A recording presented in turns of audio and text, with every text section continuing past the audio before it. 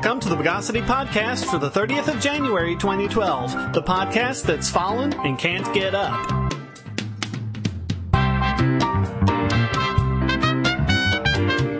This is your host, Shane Killian. Let's blindside the news of the bogus. One of the things people keep saying we need government to do is the preservation and presentation of priceless artifacts. Because, of course, if it were left to private matters, they'd just get closed down, right? But as usual, we see government doing exactly what people are afraid the private sector will do. Case in point, a Japanese garden at UCLA that's been there since just after World War II. Now it's being closed down, dismantled, and sold.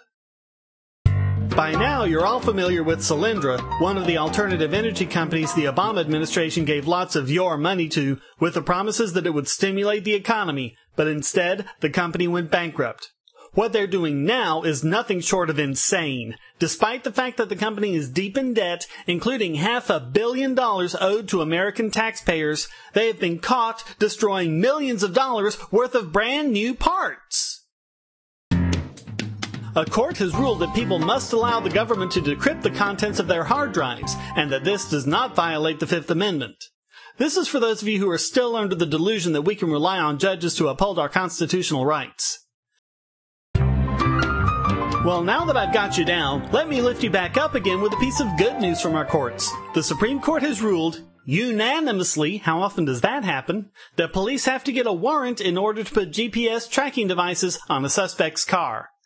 And now it's time to slip something in the drink of this week's biggest bogon emitter. There's a saying, to err is human, but to be really wrong requires religion. Okay, there isn't any such saying, but there probably should be. Case in point, Oklahoma State Senator Ralph Shorty, who is railing on about what he sees as not only a major health hazard, but one that constitutes murder as well, aborted human fetuses in food and drinks. And now it's time to give a bad case of indigestion to this week's Idiot Extraordinaire! 4 officers in East Haven, Connecticut were arrested for everything from using excessive force to obstructing justice in their treatment of Latinos. Obviously, this is a very serious issue, warranting scrutiny not only in the behavior of individual police officers, but also a systematic review.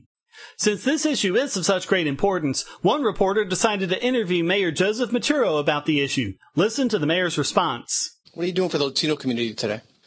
I might have tacos when I go home. I'm not quite sure yet.